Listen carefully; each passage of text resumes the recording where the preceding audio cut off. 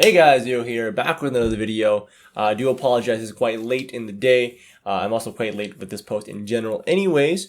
I just wanted to put out a quick little post here to just kind of summarize a post by a former art lead of the project. You can see here, I was actually in the middle of it, so whoops. Let me scroll back up here. This is from KibbySupreme. They were a art team lead for the game. And this is mainly a text post, but it does not make it less important to try to cover.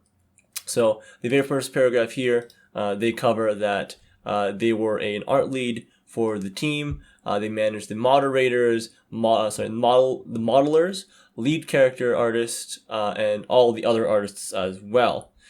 So another thing to note is that they are Japanese, and they were a language and culture consultant. That was actually pretty cool to have, honestly. If you want to play, make a game about Japanese school students, that's a pretty important role to have. So in the second paragraph here, they said that they did leave on good terms with the love letter team. So they were not fired, they left on their own volition.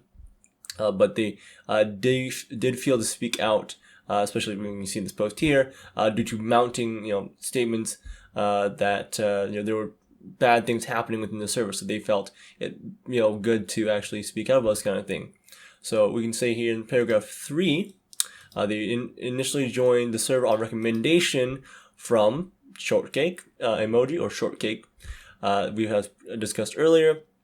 They wanted to be part of a team that would actually make a game that was a yandere simulator game, and something that if someone who was from Japan played could actually be proud of or appreciate. So I can really appreciate that. That's basically paragraph 3 we have here. And then paragraph 4, they did mention a bit about Zaid here. So you can see that highline right there. And in kind of, in summary again, in a voice call with Zaid involved, apparently he wanted to use, let's see here, they would tell me directly that he was hoping to use Dr. APU's project to further his own YouTube career in order to successfully live off of it. Ooh, that sounds shady to me. And they do say here, this was the first red flag. I also feel like that. To just ride off of success, that sounds disgusting. I mean, technically, I'll admit, I am riding off like drama, so I could say I'm not entirely bitter, but I'm just trying to cover this stuff, and I'm gaining attention along the way, which I appreciate. But yeah, I mean in general, just to try to ride off someone's success, I think it's a little shady when you just say it right off the bat. So I mean, yeah, this kind of lines up with a bit of what Zaid here says. What was in another statement, I can't remember, I think it was Bees, saying that Zaid wanted to bring financial matters into a free-to-play game. I do remember reading something like that. I do believe that was in Bees' statement. And again, I agree that that's a red flag right there. So in paragraph 5 here, it's looks like a bit of a longer one. The main takeaways that I thought was important was that they were caught off guard that people were being kicked off the team without their knowledge for unknown reasons, which honestly, yeah, it seems to be a very common theme. Seems like people were kicked or left for no reason at all. And we also see near the end here that it's like Standpie would be immediately want to make a public statement to the team that this was absolutely unacceptable. I understand that, absolutely. If someone is terminated, there should be reason to. I mean, that's in work environments, you should understand why someone was let go. Sometimes it's depending on the contracts of certain companies, it might be kept private between the individual and the manager that they spoke to about this kind of thing. So I don't know. It's understandable for sure.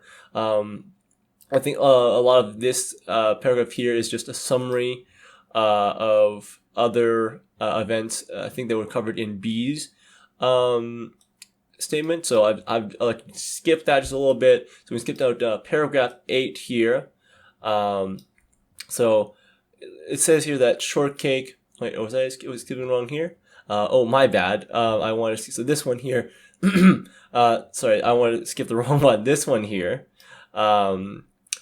Kibby was quite affected by the space that Stampai left, because it seems like Stampai was someone that really did try to improve things. So it's sad that he was kicked from his role. So I'm just skipping here. This is kind of the thing about being kicked and other things that B stated in her statement. So we can come down here. This is a bit of a shorter one, but it states here that Shortcake actually tried to implement rules, and these rules were then approved by Dr. Apius, but then quickly just reversed or removed from the server. And this is kind of where it looks like they were arguing with Shortcake on their authority and position as a moderator. So that's kind of comes back to the screenshots that we spoke of, where Shortcake was apparently victim blamed. And this is important with that. And this is going to be the second to last paragraph. We have here saying that B requested her voice files to be removed from the public server. So it seems like the files were kept there in the wrong place. Dr. Apius seemed to have dismissed that request. It's understandable if you don't want your work used anywhere else, and it was only for strictly the project. I can understand that why B wanted to do that, and it's unfortunate that maybe the request was denied. There seem to be people who were also trying to gain Apius's favor through questionable means. Some examples might be being just yes man, flattery, or continued bad-mouthing of former volunteers. And dare I say, I would personally call this kind of kiss-ass behavior. I don't condone it. It just sounds like you're just someone who doesn't have really anything else to really do with your life, doesn't it? But that's my personal take on that. And near the bottom here, it mentions that it was just before Shortcake was kicked from the team, and the whole bow chances, which this is kind of the whole thing that kicked off this whole shebang here. They warned Dr. Apius about posting of their departure, and how it could have led to hate mobbing, and it clearly did give Shortcake a lot of negative attention. I definitely, for sure, at this point, I think everyone understands that.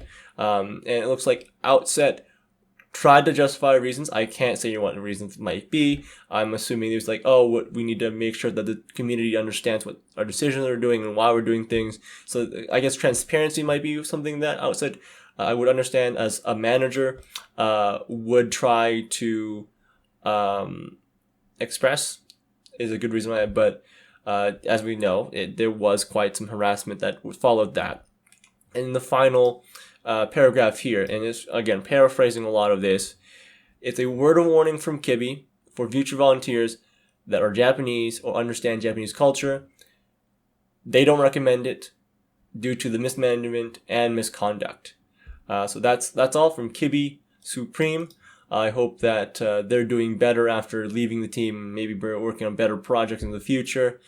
So yeah, that's all I've got for this video. I appreciate your time, guys, for watching this video. Hopefully it helps you understand what the situation. I would love to get into contact with anyone else who needs to clarify things that I've covered, or I would love to get in contact with the Love Letter team again. But again, they're on radio silence. It seems like they're continuing work pretty well. I'm proud of them for that. But again, I would love to get you in contact if if any of you guys are watching my videos. I'd love to speak to you again. I just want to get both sides. Right now, I've been heavily on one side. I admit that for sure. Anyways, thank you guys for watching. Check out my playlist right over here with all my other stuff about Love Letter. And I'll see you guys in the next video.